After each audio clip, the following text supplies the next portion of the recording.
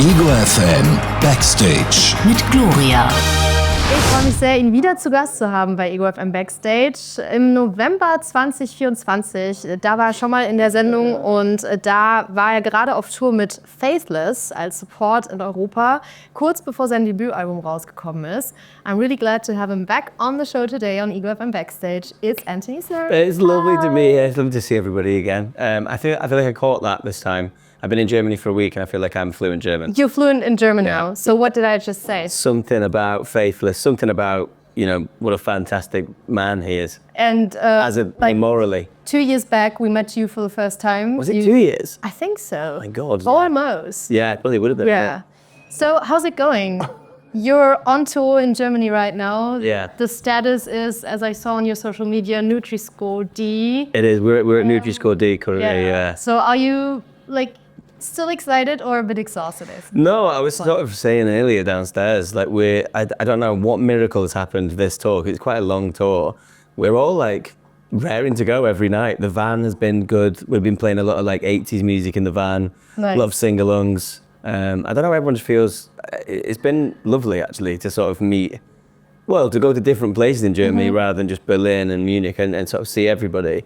I don't know, we've sort of fallen in love with it a little bit. We really do love it here. Nice. Yeah. So you've been driving around with the van to a few places in Germany. Yeah. You've seen a lot of service stations on the Autobahn now. I have. So which place has the best service station or the worst? Well, the worst happened today. Oh, actually, really? Just before we got here, yeah. So there's these two in England. There's T-Bay services and Gloucester services. And they're kind of like sort of posh service stations. They're like quite, I don't know, people go there for like a trip and take pictures and stuff. It's really strange. That's really weird. Yeah, it sounds weird now I'm saying it out loud. We went to one today and it was sort of like a steak house at the side of the road. And that for me, it's not what I want. I need like a horrible toilet, a McDonald's, and like I need to feel like I want to quickly leave. It was almost too welcoming. It did the opposite. It did the opposite trick. But yeah, I don't know who's getting a steak at the side of the road. That freaked me out. But, you know, the Autobahn. There's been some sights on there. Go fast. People go fast in Germany, and we still don't have the tempo limit. But no. I'm sat up at the front like a little prince with my feet up on the glove like this. I like sort of sit like this at the front of my phone like a teenage boy. Yeah. Hopefully that wasn't too much of an awkward angle there for the interview. We'll be fine, I'm sure. You'll be fine. Okay, so I just said last time we saw you were on tour supporting Faithless. It was just before your debut album came out. Yeah. So now you have released this album, which was, I can imagine a pretty big milestone, right? Yeah. What did you enjoy most about this process of like releasing the album, people getting to hear all of the songs for the first time? Yeah. I mean, you'll know as an artist, I think like trying to connect things together, and I was really pleased actually and quite shocked with how like the album is still held in quite high regard, I think, by a lot of people. There's a lot of talk in the music industry of, you know, it's a singles economy now, or even it's 30-second clips of a single. But I was really shocked actually at how important it seemed to still be. It really did feel like it took off once the album came out. We went out with Faithless, which was incredible. And things were happening and, you know, all these big moments that had happened before. But yeah, the week the album came out was insane. It was like I'd slipped into a parallel universe. We got to do all of these, you know, we did signings in England and like met a lot of people, you know, met the people who were listening to the music. It was really surreal. I think the first time through, you know, it was a lot of sort of trying to figure out how to cope with it really. It felt like quite a big change. And then we went out on a big tour. We did, you know, lots of huge, you know, we did like Maid of Vale and all these huge, amazing things. But then it was sort of like getting my head back together at the end of the year and going, all right, how are you happy outside of this? And what do you do, you know? So I wrote a second album and there's another album and it's, you know, that's finished and that's going to be end of summer, I think. I can't quite say right. I was really excited for that. I hope you are. But first, like performing these songs live of the album and getting to meet people and people coming up to you maybe after a show and saying, wow, this really changed my life or this evening for me, or how was that? I've always got, I think the nature of the music that I make, because of the words and the lyrics, it's like very lyric heavy, obviously. I always get a lot of like very honest messages. I think because my show is really honest and I'm quite honest on stage and I get emotional on stage and all these different things. So I get a lot of people who've lost people or have been for a big breakup or who've moved cities or, people who are lost really and have found some sort of like safety in the music, which is beautiful, but it's also like quite a big responsibility to hold those things sometimes. I get messages all the time. Like, there's lots of stuff has happened, mad stuff that I probably couldn't even, we've met family that we never met before. Me and my brother plays guitar in the band. Yeah. We've recently like reconnected with like long lost family through the music. We've met. Nice. Yeah, and people that you wouldn't have spoken to for years. I had, even this week I've had ex-students message me. They were used to teach, obviously I was an English teacher. One of them who's transitioned and like all of these beautiful things that they trust me with, and it's been it's overwhelming, but it's beautiful. You really touched their lives. I hope so. I do think that's that part of the job or my life, like being a teacher was probably like, I still think of it as the most important part. Yeah. And then this is kind of becoming now I've got a blazer on. It's becoming more teachery as it goes on, I think. I'm just going back to being a teacher. Yeah, you just, with the outfit, you went back, or partly went back to that's the trick. So we've still got the track stuff, we've still got the trainers on. I can't wear them in the classroom. But I do kind of think of it as that. I think it's a bit like, some people say it's a bit like a sermon now. But, it has to be take religion out of it, hopefully. A lesson in life. Yeah, a bit. I don't know what people can learn off me. I found this comment online of one of your ex-students, which I found really, really amazing. As you just mentioned, these stories, people coming up to you with, I know you from like way back. Someone wrote on your social media, you taught me English in year 8, and I'll never forget how you were one of the few teachers who encouraged me to read manga. Oh. And because of that, I'm now in Japan learning Japanese at university and thriving in my interests and my education. Thank you so much. Yeah. I miss teaching sometimes. Yeah, obviously, like, that's mad. Of course I miss it. No, I don't think it is better. I think they're the same. I think they're just it's just a different way of doing it, I think. I think purpose for me is a really important thing. And I always had purpose as a teacher, no matter how difficult it got. And it's the same with music. Like, it gets difficult, and the stuff everybody sees isn't what it is. There's lots of different versions of me. There's a lot going on behind the scenes. I had a stressful week this week with like really weird, boring admin stuff. But then obviously everyone sees is just me spinning around on stage and dancing. So there's like a mix between both of them. But yeah, I wouldn't say better. And I do miss teaching. I think maybe I'll figure a way of getting them closer to each other at some point. Yeah, maybe you'll close the circle and exactly. go back. That's the way. Circle's still definitely open. Okay.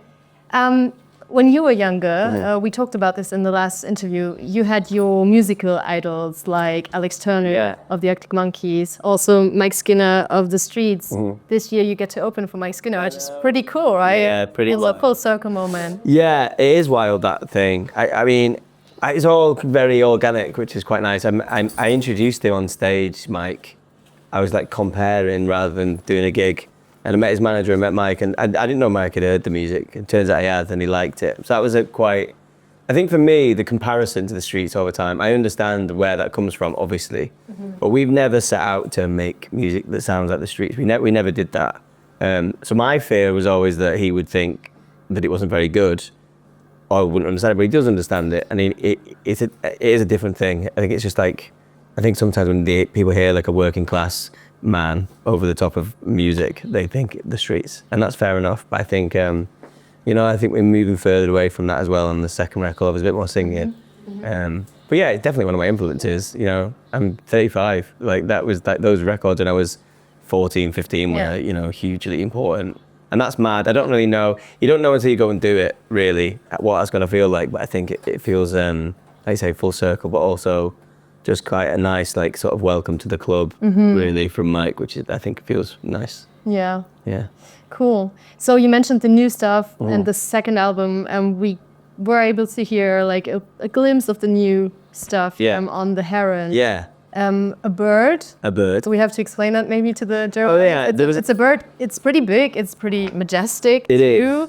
And it's sort of in the song serves as the voice of a guru, like telling you everything's gonna be all right. Did the Heron find you when you had like a difficult time yourself? Yeah, it was the same. It was that sort of bit after everything went well, really. And that's kind of what the second album's about. It's about if you get lucky and like it all happens, and then what are the consequences of that? And also like looking for signs in the universe, and you know, is it right to go, if you saw your lucky number on the way into this club, for instance, today, do you go, oh, it's going to be a good day, or do you go, no, that's just a lucky number? And what's the argument between both of those things? But the heron, that specific heron back home in Manchester, yeah, I just felt like whenever I was having a difficult day, or sometimes I wouldn't see it, and then I go, oh, it's fine, and then all of a sudden it sort of swoop over me and land by the water. And like you said, they are quite unusual looking, they're quite big. And it just became, I remember having the idea and like voice noting my friend and being like, I've got it, I know the theme, I know what the record's going to be around. And it was the album was originally called The Heron, but it's not, it sort of grew out from The Heron. But originally I was like, that's the album, it's about this thing. And so it was like the working title? Maybe. Yeah, definitely, the code name on the clapperboard on the thing.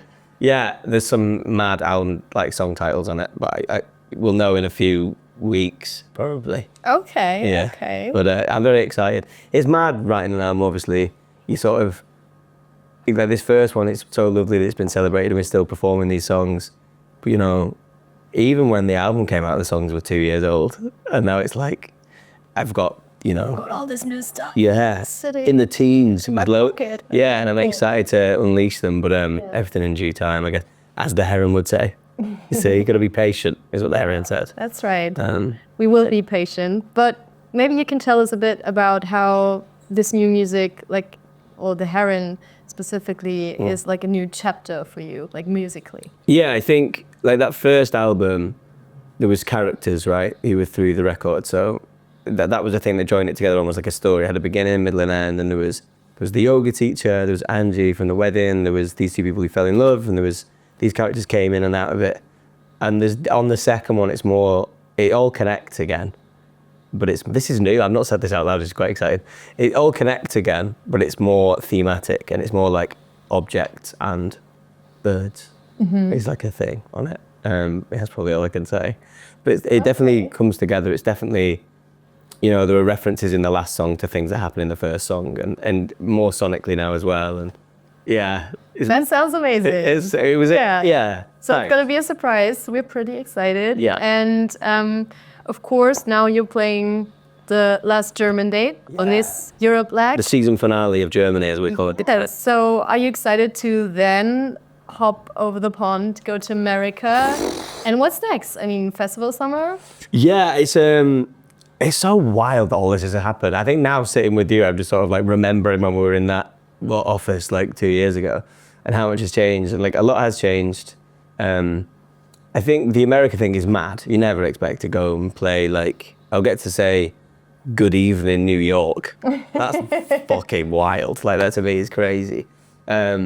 So that's very exciting. I'm sort of going one day at a time at the minute. I think that's another thing I've been trying to learn. It's just, it doesn't really get better than this, you know? We played huge rooms in England, we played huge festivals, but like this space in here, we've all come into this room today and gone like, this is the room we're supposed to play in here.